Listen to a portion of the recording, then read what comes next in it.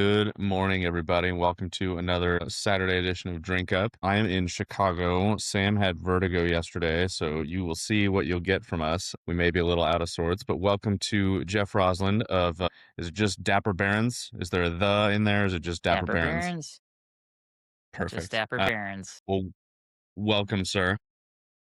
Thank you. Thank you. Glad to be here. Thanks for having me. Of You're course. welcome. Before we get into it, we'll shout out other sponsors.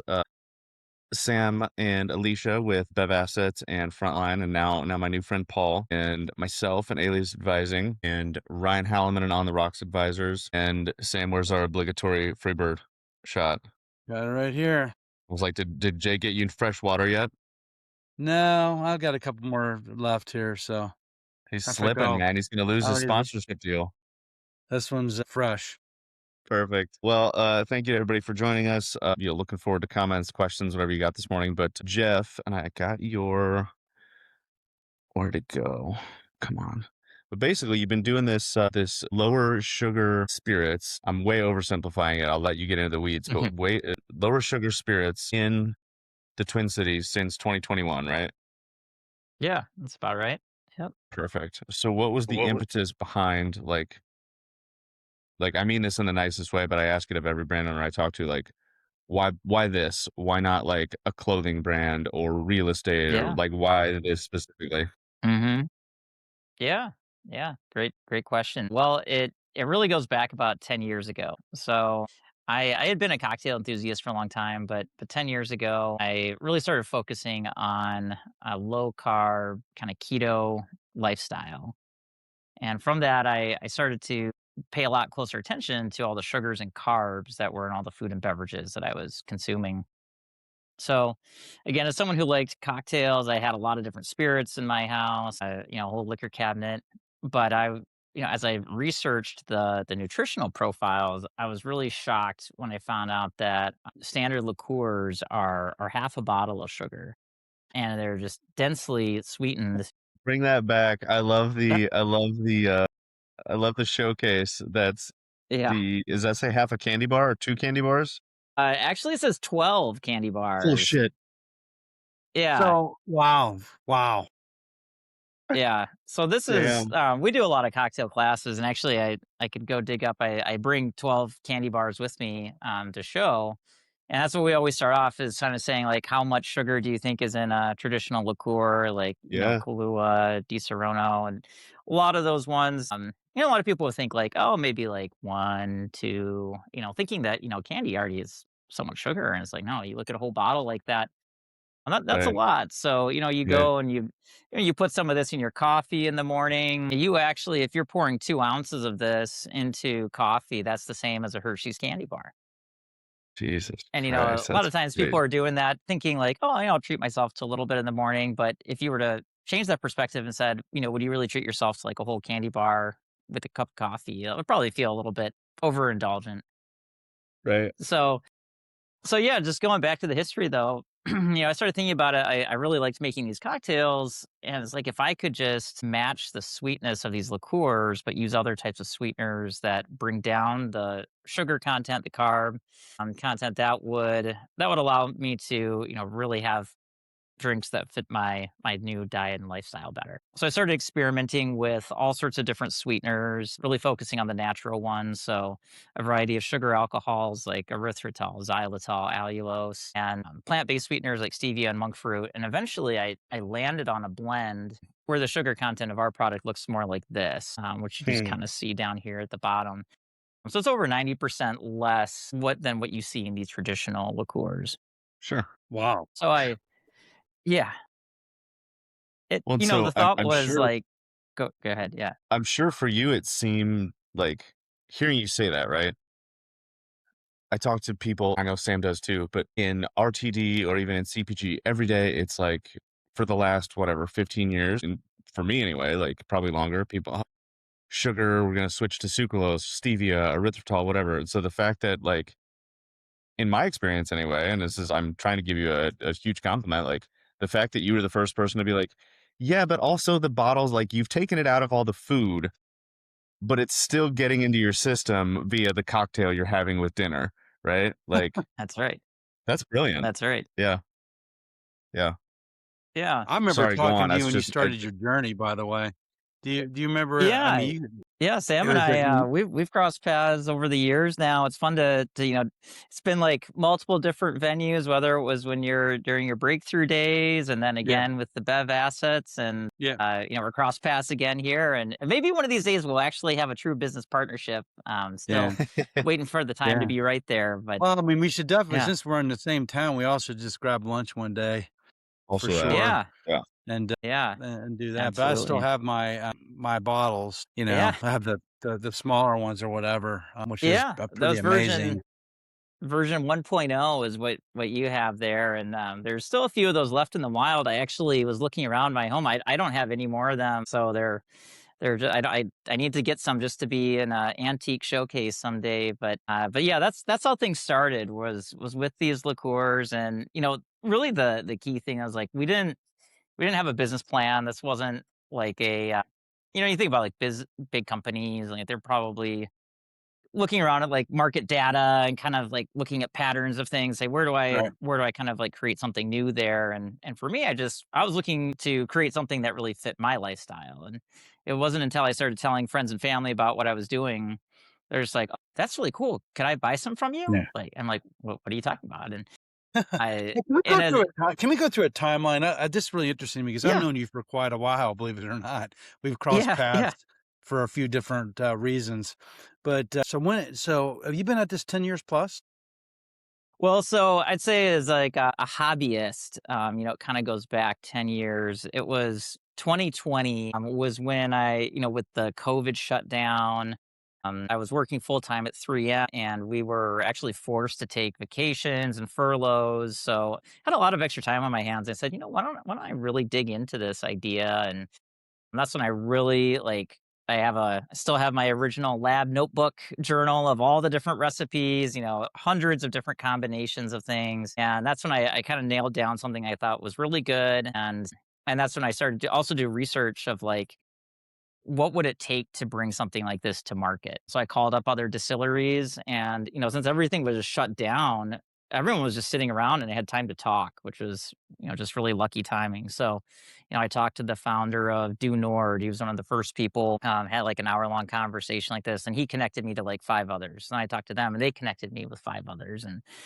got to know like what it would really take to bring spirits to market, because again, I had no So when was experience in your the liquor first to market? industry. What, so 2020. So when did you go first to market? When was your first product to market? Yeah, yeah, and then yeah, good point here. So 2020, we're digging into all that. It took about a year. It was 2021. It was September 2021 is when we officially got products on shelves. Our first, dozen sort of bottle shops around the Twin Cities. So it Okay. was about a year-long process to find the right partners to produce, get some licenses in place, TTB So in the registrations, and then entire year, it took you got distribution. 12 bottle shops in 1 year. Pretty much, yeah. No, that's I'd say, good. Hey, Jim, Jim Cook is from Boston Beer Company? but yeah, yeah, yeah, You exactly. know how many accounts he got in Boston his first year? Probably like one or It was 30. It 0. was 30. So I There, think okay, your yeah, numbers are right on. We talked yeah, to so many founders, they come out, especially in our business up frontline, and they're like, yeah, we want to be in 1,000 stores this year. yeah, First of all, right, it's just not really. That's why I want you to really be real with us, Jeff, because I know your product is great, right? So your first year mhm, you got to 12, right? Now you've been at it for what, 5+ years now? yeah, yep, So you're going in year 6 really because you started like in right out of COVID or whatever. How many states are you in now? Take us through your journey, I guess. Like if you don't yeah, mind, yeah, like year 1 to like year 2, like can you like accounts sold, markets opened up, mistakes? yeah, I'd love to share that with us if you don't mind. yeah. Yeah, absolutely. So year one, like I'd say day one, like September 1st, 2021. We get into like 5 to 10 stores, and that I credit to our initial distributor we had at that point that made a lot of those connections. So through those next few months, we got up to maybe 20 or so. I'd say the next like 2 years there, about 2021 through 2023, it was just all like a learning process. Yeah. So still, got into a few more bottle shops here and there. We were still coming out of COVID, so there wasn't even really a lot of marketing opportunities. A lot of stores weren't even doing tastings yet until like more like 2022, 2023. So you So in a couple years, were you in like 30, 40 accounts roughly? I think that that's about what we got up to by about 2023. I'd say it was about like 30 to 40 accounts. Okay. I was starting to research how to sell into other states, but really couldn't figure out how to do it at that point. Right. And we went through a difficult time. Our distributor then called us in 2023, is like September, and they said, "Hey, we're cutting brands, and you're cut." Who were you And I with? was like, so it's called Libation Project. Yeah. Okay. Yeah, you're probably familiar with them. Again, good people. We still cross paths all the Right. time, and Yeah. you know, understand as this stuff happens. And it was Jeff, the just fact that you're here, sorry to interrupt, but the fact that you're yeah, yeah, here, you're successful because the failure rate year one is like 95%. So you it's beat the odds. So right. congratulations. I mean, you have a great Yeah, brand.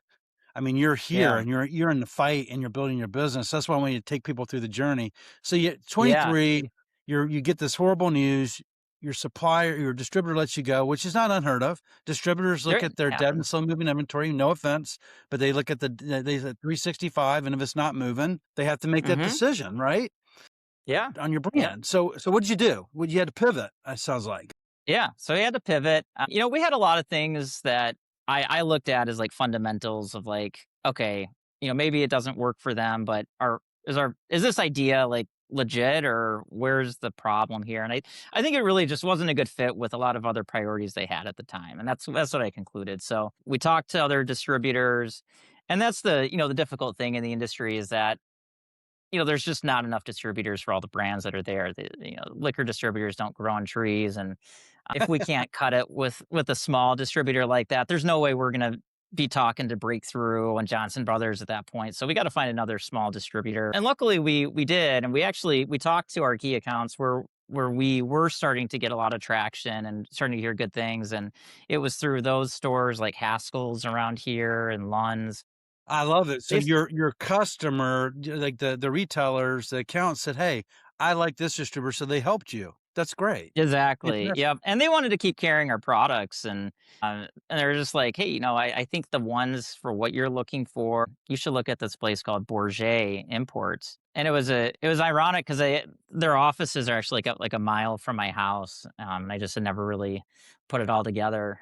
But I met with them, and timing was great. The traditional like wine distributor wanted to get more into spirits, really loved having a local player, wanted to really partner and grow the business. So we as quickly as we could, there was a gap of several months there. And, Yeah. I was thinking about it prior to the podcast. Like, unfortunately, we had worked up some really good on prem accounts too that really liked our business, really liked our Yeah. products. And I legally couldn't sell to them for a while. And there's just like nothing we could do about it. So just like kind of like evaporated a bunch of like basically all our on prem business. But we got going with Bourget, and they really like took to the concept. Yeah. And Who's running that over there nowadays? Who's the sales manager? yeah, so the owner is Annette Peters, sales manager is Vanessa Lasaskis, but yeah, the team is like Annette and Terry. So yeah, great reputation, great people in the market. So yes, through them we got up. They were, I don't know exactly the timeline, but basically over those next 2 years, like 2023 until now, we doubled that footprint around here. So got up to about 100 stores around Minnesota. So Now you're that was cooking, man. 100 now we're stores. cooking. That's Yep. great. Yeah. Yep. And by Yeah. the way, those are 100 stores that are reordering, so you're not getting ghost distribution. So Yep. these are 100 Absolutely. accounts that know your brand on the menu and you're getting promoted. Yeah, exactly. And that's, I think that's an important thing, that reorder as a small brand like us, it's just like another one of those fundamentals that I look at. So like last year, if I looked at 2025, all of the sales, 88% of those bottles sold were reorders into new accounts. So, you know, 88% of your sales are reorders into the existing accounts or new accounts? into existing accounts. So 88% basically, reorder rate. That's yep, amazing. yeah.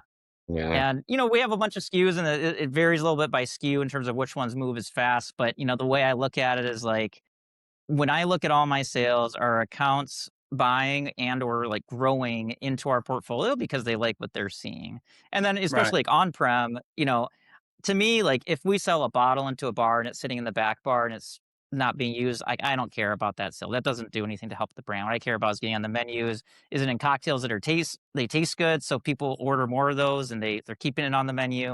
And that's Right. exactly what we've seen. So like that's why like I know that people like our product. They're coming in, and we're doing a lot now to generate that pull through. So we do tons of events, and I'm happy to we'll dive into that aspect as well. But like, I think a lot of these brands, big brands, unfortunately, it's almost like a pyramid scheme where, you can spend a lot of money up front, you get a lot of placements, but if you don't have that pull through, that product just like eventually it gets moved to clearance, it gets dumped, and Well, Yeah. it people doesn't would last. arrive at breakthrough talking to me, and a lot of suppliers are like, "What's your universe of accounts that you call on?" Was the first question a supplier will Mhm, ask us. Okay, who how many Tito's accounts do you sell to? That's the second mhm, question they ask us. And then the yeah, statement they make, they want to be in 80% of Tito's accounts. And we mhm, look at them and go, why? yeah, You can't afford to be in 80% of Tito's accounts. yeah, But oftentimes, a yeah, distributor we've done the disservice will say, okay, we'll do it. This is what's going to cost you to do it. We need yeah, incentives. We need yep, dealer loaders. We need to do some yeah, price discounting. And then we'll talk to someone like you, Jeff, and they're like, holy cow, I don't have that kind of money to support that. I'm like, exactly. right, So now how many accounts do you really want to be in? And how many accounts can you support? right, Yeah. yeah, Right. exactly. Guys, real quick, I got to jump in with James asked a question. He said, James Warren, which again, thank you for joining us this morning, James. He said, I'd be curious from Hey, Jeff's James. point of view, what's the lesson he learned back then that is still paying dividends now? How did they get through that difficult experience of the distribution setback? So you answered a little bit already, but I'd be curious, like, there's a lesson you learned then that's still, that kind of stays top of mind now that helps you get through situations like that. Yeah. Well, I think the number one thing is fit, with your distributor. Is it the right fit? I when the first distributor, severed things, it was a time of reflection of like what's really going on with our brand. But it was very motivating to talk to people because we just started to kind of figure things out. We were just starting to do more events, and that's where this like Haskell's has been a good partner to us here. They're like, this isn't the end for you guys. Like, we just got to get you with another distributor, and we'll help you connect the I dots. love And it. Yeah. they were a great referral. So having that on our side with the resume to say like, we're in a baseline of places, 30, 40 places or so, and we have an account like Haskell's who's like vouching for us and saying, "Hey, these guys are actually out there. We're doing tastings. People like our products. We like our the Dapper Barons products." That was a big thing. So it was fit, and then Bourget was a great fit for us as well for where we were at, and we actually just moved again. We had a very very difficult conversation with Bourget. In case they're listening or hear this at some point, want them to know this is, we appreciate everything that they've done for us. But we recently moved again to Maverick, another distributor here in the area. And it's Oh, one that we just feel like from a fit perspective of what we're going for and where they're at and, where Bourget is at now, this is just a fit conversation so of Johnson didn't buy Maverick yeah, in Minnesota, I guess. So they still exist here. correct. Okay. Got it. Correct. Yeah, Okay. and Illinois actually. So that's where we see some upside as well. Is that working with the smaller Maverick team? Who's running the Maverick operations here? You might know the name. His name is Mike Steffel. Okay. He's been in the industry for about 25 years or so. He worked in Minnesota. I believe it was at Johnson Brothers for quite some time, but then he moved to California. He was representing some wine groups out there, and then came back to lead the Minnesota branch of Maverick about What I love about about 2 years ago. Maverick is, by the way, just to call them out, I worked with them with Altamar Brands before they got bought in Texas, and they had the best on-premise people I mean, hands down. And Texas is a really hard Nice. market. I don't know if you know. I know we have to tell you what markets Yeah. you're in, but Texas is Class B. But these Yeah. guys had they had the radar on to how to get it. Once Hmm. the restaurant said yes to go to the Class B to get that order filled, they were Yeah. really good. And they did total respect when they'd walk in. These guys would do like the beverage list, Hmm. appointments. I mean, very professional. I think it's one of the best Nice. craft operations for a distributor in North America, to let you know. Well, yeah. Well, So glad they good for have good you. operations going there, Congratulations. and yeah, yeah. Thank you. Yeah. Well, we're excited for what's ahead there, and yeah. And again, it's all just kind of goes back to the question from our listener. There is just finding who's the right fit at the right time, and maybe that's a good segue too to some of the other states that we've looked at and kind Yeah, of where finding where the right where are you at fit. now currently? So where's your footprint? Yeah. So we're mainly in Minnesota, Michigan, and if you were to dig hard enough, you can find us in some places in Wisconsin, California, and Florida. I'd say those bottom three have been a little bit more like test sites, although we have done more activity in Wisconsin than the others.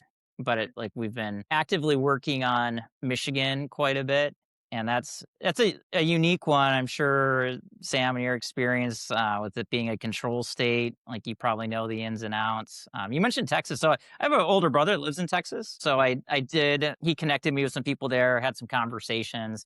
Just as you said, it complicated market, and I didn't even know the name for it. I guess maybe Class B. I'm guessing it's the fact that Yeah. like the bars technically have to buy from Yeah, the Class B. stores, and Yeah, yeah. yeah, So the packaged liquor stores, they have a Class B license to sell to the bars. So the yeah, distributors don't for spirits. Now yep. for beer and wine they can for sure, but yes. Exactly. Yeah, yeah. Spirits in particular is tough. And then I believe to get an out of state shipping license there too, I think it's closer to like $2,000. So it's, you have to kind of know what you're doing if you're gonna go in there. But yeah, the California and Florida are unique ones. That was just kind of opportunistic areas where it's very easy to get a low cost out of state shipping permit. So you can send products in, and Yeah. dating back to around like that 2023 timeframe, just for fun, I tried like applying our products at Total Wine, and we were approved at like a handful of Total Wines in both of those states. So Yeah. we were able to get some product out there. But when you're not out there supporting it, it's hard to get any good velocity. So again, it was just a little bit more of like a test Well, you're talking market about test. it's funny, one of the questions I posted last night is the realities of distribution and route to market. So you're talking about your route, right? And you talked about how you Yeah. began here in Minnesota, from libations to Beaujolais, and now you're with Maverick. Like Hmm. that's in a matter of like 5 years, right? Kind of ish Yeah. timing. Yeah. So your journey, and Yeah. then you're like, hey, I'm over in Michigan. You can find us in spots in Wisconsin. So core is Minnesota. Now you're starting to put some spots up on the map. Are you doing that through DTC by chance, direct to consumer? Like, how are you getting those spots? Are Yeah. you just getting a small little distributor to get them to play with it? Like, how are you going to market to activate in those like Michigan, Wisconsin, those other markets? Yeah. Yeah. Well, the Florida and California, actually, it did start with DTC opportunities. We actually signed up with a company called Reserve Bar, and you can still find our products on there. Mhm. And the way that works, for listeners who might not be familiar, it feels like you're on Amazon for liquor and just buying stuff online. But what's really happening is that your order is being funneled to a store of some sort, and a liquor store is fulfilling that order. So that's happening behind the scenes. And they work with stores that are strategically in California and Florida because it's very easy for suppliers to ship their products into those stores and then have them ship out. So So has that been your that's kind path of though to what. get into Michigan? Is that how you're creating your path through DTC? Well, not so that kind of got us into some stores in California and Florida. DTC, I'd say overall, like it helped fulfill some orders because early on when we started, we worked with some influencers and we got a lot of questions like, where can I get your product? In all sorts of different states. So we wanted some way to ship. So that's why we went with Reserve Bar. Michigan is very unique. So I'm actually from Michigan originally. My business partner also from Michigan originally. Grew up there. Lived there for 22, 25 years of our lives. So we still have networks there, friends and family. And from that, we thought, okay, maybe there's a way we can have a little bit more demand there than usual. And with it being a control state, you basically have no barriers to entry. So it's sort of like the opposite problem of what you have in a state like Minnesota. So when I was saying before that distributor dropped me, now I can't sell. Well, in Michigan, once you're registered in the state, which basically anyone can register, it only takes like 30 days or so for approval. Any store can just buy your product. And that's all there is to it. Like there's no friction with distribution. There's no loyalties. It's not like, I only buy from this distributor and because I like Jimmy, he comes in every week. So I only want to That buy does from happen in him. And Marcus, by the way, just to be transparent. yes, exactly. Exactly. We know all about it here. So it's like, okay, as long as product is there, you have to, it's kind of complex. You have to ship product first. You don't get paid until it actually sells. But anyone can go into any liquor store and say, I want to request a product. But it's been a learning process with that because although you have zero friction and zero barriers to entry, you don't get any propulsion from your distributor either. So here, as I said, like even when we started with Libation, they had, some key accounts and they just kind of like got our initial placements like that. And then Bourget going to them, they had their favorite accounts. That just like all of a sudden we landed in a bunch more places. You get zero of that in Michigan. You are driving 100% of it because you don't have like distributor sales reps out there. Or you can get a brokerage firm and you pay an arm and a leg to like spend anything that you're potentially going to make in profit to just go towards their incentives. And Yeah. it's kind of a What's the is like difficult so like what's model there the too. cost for like is it like a Southern has a brokerage there, RNDC has a brokerage basically? You pay like a percent per case. So what is it, like a couple bucks a case or something? How Yeah. does it work? Yeah, so it's actually all like state mandated. So there's only 3 distributors, and the distributors only do logistics. So actually, RNDC is our distributor, but again, that's only like logistics. And then you have these brokerage firms. So we work with a brokerage called Benchmark. Very nice people. You have to have like a brokerage aligned with the distributor to kind of get the certification to get in there. So you pair up like that. But for brokerages, there's not really a whole lot of incentives to say no to a supplier because it's Yeah. like, all right, well, hey, if you're a supplier, you want to sell in here, like it's up to you. Like you ship a bunch of product in, and if it's here, like sure, we'll just go tell people about it. And their cut is all state mandated. So they have a spreadsheet actually the state gives you that says like, figure out what do you want to sell at? What do you want your shelf price to be? Shelf prices are all controlled by the state. There's a minimum shelf price that everything can sell at. Stores can make it higher if they want, but you kind of base it on that. And then all the bars buy at the state price as well. So you Wow. can do the math pretty well there. The problem is that since everyone has the same, the brokers are all getting that same cut from everything and distributors are getting the same cut. If you want your broker to give you more attention, you need to pay them on top of that. And that's kind of where the market is of like okay, you know, my incentive to push a bottle of Dapper Barons versus pushing a bottle of Kahlua, what's going to incentivize me? It's like I'm going to have to pay on top of whatever the state mandated, Right. margins are, and And that's how where many it brands gets do these brokers expensive. have in Michigan, by the way? I'm just curious. They have I like mean, just hundreds of like brands.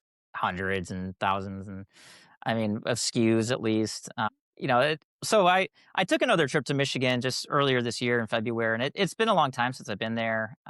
And I certainly when I was living there, I just hadn't paid as close of attention to the way spirits work. And it's just fascinating. So on top of all this, there are 0 volume discounts. So any sort of levers there can't work that. And with all those state-run distributors, there's 0 delivery fees.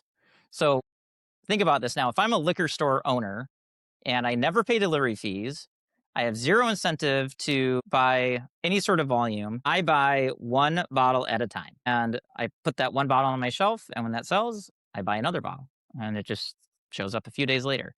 So you think about that now. It's like so I went around to all these stores. I talked to the store. They're like, okay, this is cool. And I, show them this is what our stuff looks like now, by the way. Like, here's our espresso martini. It's 0 sugar, super unique. And they're like, oh yeah, espresso martinis are really popular. I'll get a bottle. I'll put a bottle on the shelf. And they have these shelves of thousands of products as well with just 1 bottle, like all throughout there. And then it's just the culture because again, like the incentive is so low to to have any sort of volume or like multiples of anything.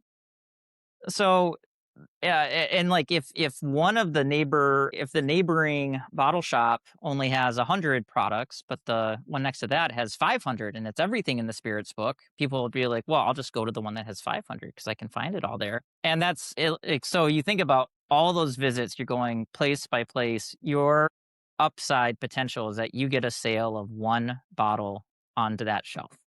So it takes a long time to really get any sort of scale and volume. And if you want them to get more of your product, they're only going to do that if it's like, well, I mean, unless you're selling multiple bottles a day, why am I going to bring in more than this? So very, very challenging from that from that angle. Amazing. That's the realities, though. Talk about like, what's the best way? So you've done this journey. Like, how do you activate? Like, how do you go to market for your brand? Like in Yeah. Minnesota, you've had great success. You have, Mavericks, a great distributor, as well as Beaujolais and Libations. You've worked with these great Yeah. partners. How do you go to market here today? Like, what's like you're doing well. You're getting accounts. You get the 88% reorder rate. Yeah. What's your market? Yeah. So we're gaining momentum, and what's really helping us punch outside our weight class is our liquids to lips engagement. That's like I've talked to many people in the industry. Maybe Sam, you were one of the ones that told me this too. I don't remember now, but there's just nothing better than liquid to lips. Like it's the most important thing you can do. And when we started, we tried different like digital ads and stuff, and just none of that gives you the ROI. So I've worked really hard. I share this with any other distributor or like distillery around here. I have a very curated list of all the different possible sampling events that happen in Minnesota each year.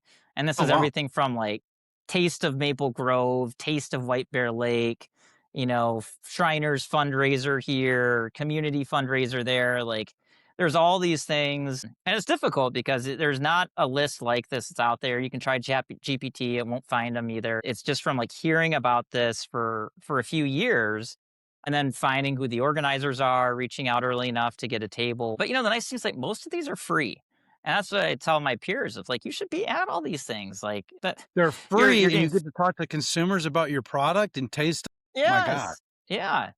Yeah. So, some of the really big ones, there's table fees and stuff, but most of them are free. They're huge opportunities. And then what we've also done, I've used those opportunities to establish closer partnerships with liquor stores that are nearby wherever that event is being held. And I'll talk to that liquor store and say, "Hey, I'm going to be at this event, on Saturday. Would you be interested in carrying some products? Because I think this is going to generate interest right in your immediate area." Usually that works there. And if they say, "You know what? No, I don't know. Maybe you'll generate interest, maybe not." I'm like, "How about we do this? Could I print out a piece of paper and ask people to sign up and say, I will buy this product from this store and I will give you those papers afterwards. Would you then carry products?" And it's like, "Okay, sure. Yeah. I mean, if you want to do it that way, it's fine." And that's what we've done. So So at we your actually do tasting, this. let me make sure I'm just following. So you go to this tasting event, you get the piece of paper, you talk to the people, hey, you like this? Can you give me email and that you're interested in this product? And then you took that piece of paper, went to the store and said, I just talked to 30 consumers that want the product that'll come to your store. Yep, exactly. That's exactly And it, right. So and as I've been what's your conversion rate on that with the store? Pretty high? pretty high, pretty high. I know, of course, some people overcommit and everything, but I'd say it's at least 80%. And so we call it pre-ordering, the pre-order process. So I say you pre-order, and actually the stores love it. The stores that have done this, they've said, yeah, like after they see the results, they're like, "Are you doing any more events?" And like, "Yeah, yeah, I'm gonna do a lot more events." Like, "Okay, well, just let them know that they can You order from found you us." found the And you found the secret formula path to market. I'll go to yeah, this event. The event's free. I'll talk to yeah, consumers, get them to sign up for it, and go back to the gatekeeper and say, "Look, I got 30 consumers or 100 consumers that just taste it are ready to buy right now. Here's their yeah, email." yeah, exactly. So then the stores call them up. So the stores bring in the product, then they call them up and say, "Hey, I got your order ready. Come on and pick it up." So they go do By the that, way, and then ChatGPT didn't do yeah, that for him. That was actually human to human combat, yeah, just for that was everybody. all. That's all human to human combat. So it's great. And I actually have talked to the stores. So after we did a few of those, I said, "Hey, what if you offer a discount as well?" And I'll tell them, "Hey, sign up now and pre-order and commit with your email, your phone, and you'll get a discount as well." And that's helped incentivize people to do that. And the stores are, again, they're all for it. It's just like immediate sales. And you know what I've kind of said to the Well, stores, that's like if value I to came the into the store. store, So many people walk in to say, "Hey, yeah. I'm Bobby, the beer manager. Will you buy my Hmm. product? I got like this." But you're like, "Hey, I have 30 consumers that are ready to buy the product. I just need you to carry it."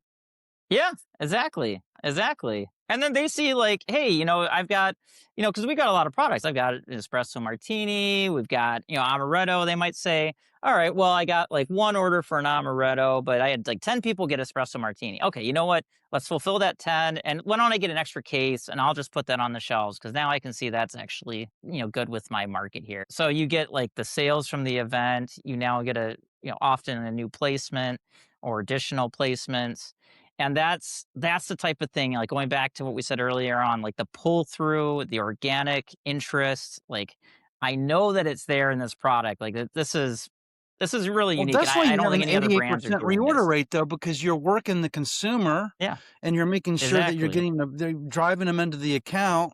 And then Yep, I'm assuming, how do you reward the account to support you? Is that the reward? Hey, I got 30 consumers. Is that that's reward, or do you the do anything else reward. to reward the account to get behind you? Oh, it's I kind of look at it as me choosing that account versus the one down the street to do that pre-order program with. Like I actually think the more we do this, it's a privilege to be part of our pre-order program.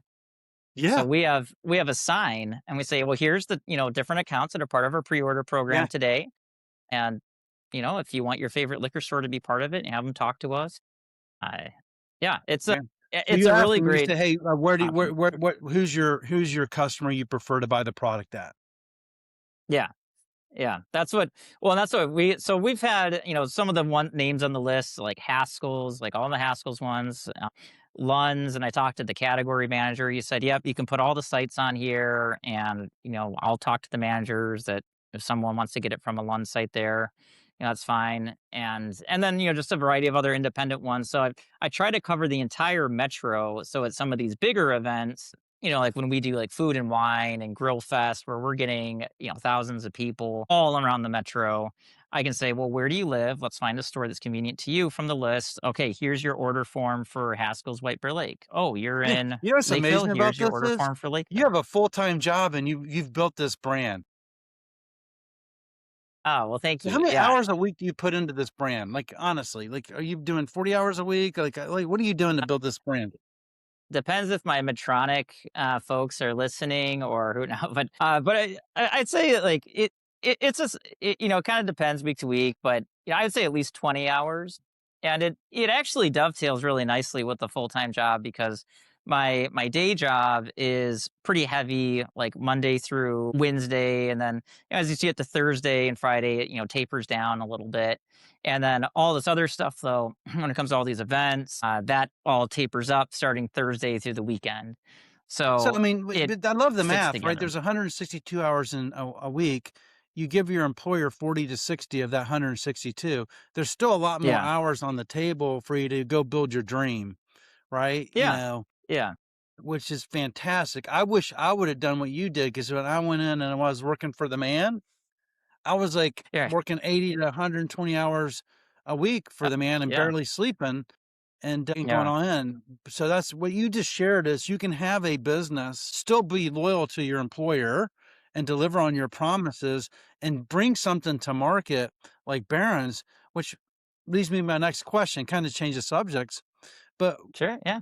I'm assuming for better for you, you showed that half bottle was sugar, and then you showed your Hmm. bottle is, and I Yeah. think you answered this earlier. Actually, I'm answering my own question. Is you wanted to find something good for yourself because of your lifestyle. Yeah. Exactly. Yeah. That's what it all started with is like, is this something that I would enjoy? And I actually still get questions when we do all these events. People are like, well, what's your favorite product? And it's like, well, I created them all so they tasted delicious to me. So I really can't choose a favorite. They're to me, they're all perfect. But it's something that again, like this wasn't a business plan idea. It started with really a passion and love for cocktails and wanting to have this better for you profile. And I think that everything is moving in this direction though, and it's really a positive time, with all the negativity around the alcohol industry, and you just see so much consumption go down. I think that what people are looking for just better options that fit the more modern lifestyle. And it's all age groups. Like, I actually feel like we do the best with the 55 plus crowd.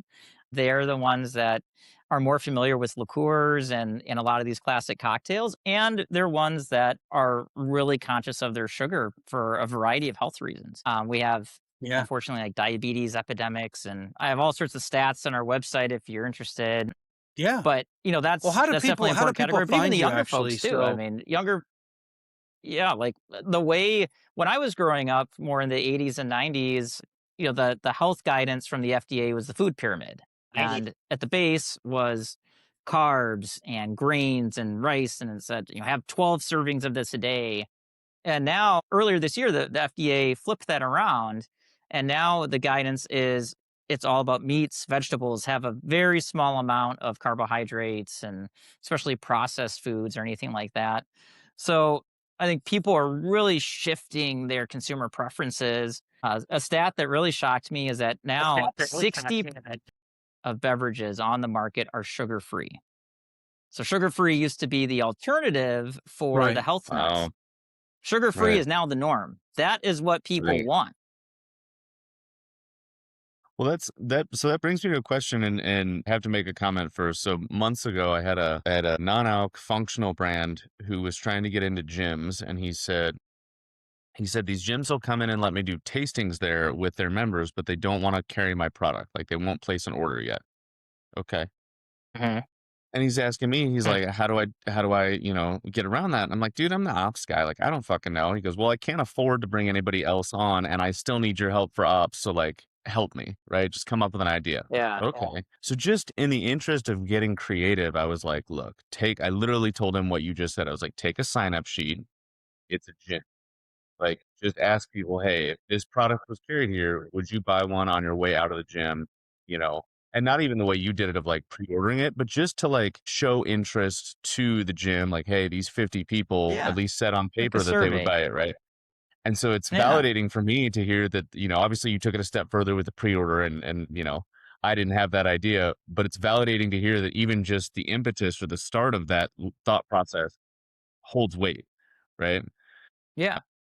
Yeah. So that's super cool, and I'm definitely going to continue to tell that story. I think the question I have is, like, when you get pushback from people, I mean, to what you just said, I've been thinking about this the whole time we've been talking. So sugar-free is the norm. The functionals, the health-forward beverages are more and more and more prevalent. So, like, when you get pushback from people saying, like, yeah, I don't want to carry it. Why? Like, because I have to assume if I'm that person, like, a healthier, like, much less sugar spirit, how could it not sell? You know what I mean? Yeah. Yeah. Yeah. I know it's something that still gets frustrating, and I think that I reflect on it in a few ways. Like, when it comes to these cocktails that are like zero sugar, I do feel like there's so much in the value there. Like, how can you say no?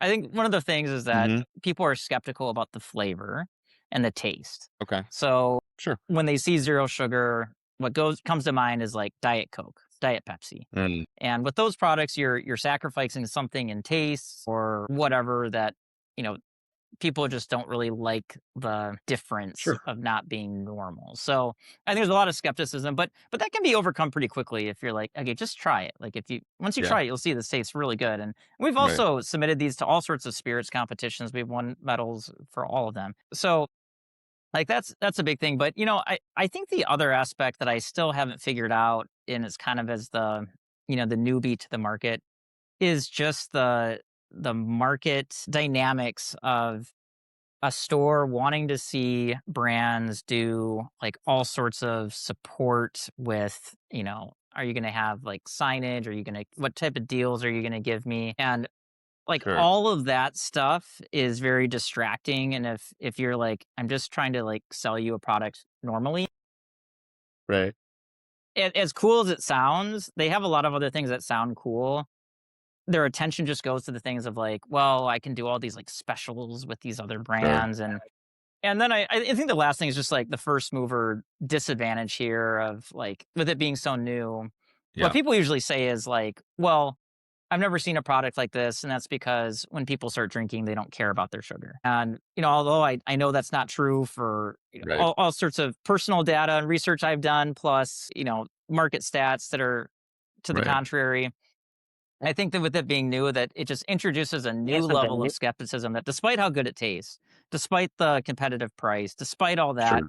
they're just like, well, because it's not out there already, it's Right. because people don't want this. And that's not Right. that's not true. Not So true. Yeah. kind of overcoming that inertia is the Sure. challenge. No, it's a very real answer. I had to ask. I'm like, I mean, when I tasted it at the pitch slam, I was like, if I was gonna get out that I carry a ton of like Baileys, but when I do go get something, it's usually Baileys.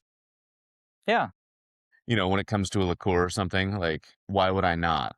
Like if Yeah. that was on the shelf and I saw that right Yeah. next to or close enough to the Baileys, maybe I don't walk in knowing that that's what I'm looking for, but like, oh, I'm gonna get Baileys, and then I realize, oh, huh, because I do the same shit at the grocery store with ketchup or whatever other thing, or Yeah. barbecue sauce, right? I'm Absolutely. like, I love Absolutely. barbecue sauce. I don't need there to like. I like it unsweetened, so you know what I mean, or like Yeah. less sugar, Yeah. So Yeah, you don't want it. I don't think anyone likes overly cloyingly sweet things. Like that's the thing is that sugar is basically free in this country or in this world. Like it's so cheap. So the more of that you can pack into products, it's just like filler that's free. So that's where everyone yeah, kind of goes, and that's why like, the more sugar and water that you can pack into a bottle, you're just getting more margin out of that. And yeah, it's difficult. I think that the going back to what you were saying, and just like the skepticism about around this, and like why would you not just buy this? We've had a chance to talk for like 50 minutes here. If I had that same opportunity to talk to any of these restaurant, whether it's a restaurant or like a category manager, I'm sure, sure that if they sat down and really thought about it, they'd be like, wow, this does just make so much sense, and it's a craft product. But when you have like 30 seconds to get in front of someone and be like, "Hey, I've got an espresso martini. It's really good and it's zero sugar." It's like, sure. "Okay, well, what are you going to do for me again? Like what's the sale price and That's what's my kickback going to be?" And I think even just that, whether you intended it this way or not, I think that's it's a story I'll end up sharing as well. It's a really interesting point of like, because Sam and I beat this horse to death constantly with people of like, hey, it's going to take several touch points. Follow up is the name of the game, right? Like consistency is key, all these things. And we beat that horse to death and we're such broken records about it. But the way you just framed it is really useful in like, hey, if I had a single hour of somebody's time and could, lock them in a room and walk them through all the benefits of my product and the this and that and the data I've got and so on, I could probably convince them in one shot.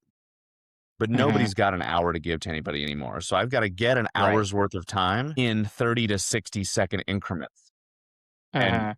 do the math on how many visits that's got to Yeah, be based on that, that's a right? great way of thinking about it. Yeah. Well, you gave it to me, so thank you, right? Like, but Yeah. it's really simple math of like, yes, to Sam's earlier point, and he and I lament on this all the time. Brand's going, well, how many people have you talked to? How many accounts have you closed? It's like, yeah, once I've talked to them for a cumulative 60 minutes, 90 minutes, 120 minutes, then you can start getting up my ass about, hey, why hasn't this sale closed? But when I've only Mhm. talked to them once for 3 minutes, we've not Yeah. hit that threshold where we've had a deep enough conversation. So it's going to take multiple instances, right? Yeah. Yeah, I mean, how many what's the average account touches that you would do to get them to say yes, Jeff? Well, I've thought about this when it comes to like on-prem, where you're really trying to like convince them of the flavor and all the benefits, and you're like waiting the timing of menu changes. I mean, most of our on-prem accounts, I've been talking to them for like a year before they buy, and it's probably like 3 to 10 interactions. And it's just that sales cycle is so long, and So 3 to that's 10 because interactions, a year to buy, timing of menu. yep, There's a lot of factors that people don't consider. They just think, "Hey, I'm just gonna go exactly, out and the place here in Prior Lake, Charlie's or whatever on the lake, which is a great yeah, place. yeah. You Yeah, gotta, yeah, it's just call them timing on up, the tell them menu, to buy right? it. I mean, they'll talk to you, Yeah. but it's like, well, yeah, but my menu doesn't change for another 4 months, whatever. Yeah. So Yes, yeah. Between all those things, it's a long sales cycle with them and a lot of, like, repeat interaction, and that's, that's the challenge, that's where your distributors kinda get involved, and because 'cause they're the ones that are probably talking to them every week at least to, get reorders and all that, so it's that's a challenging one as, like, a brand owner like this. I can only be so many places, and it's difficult.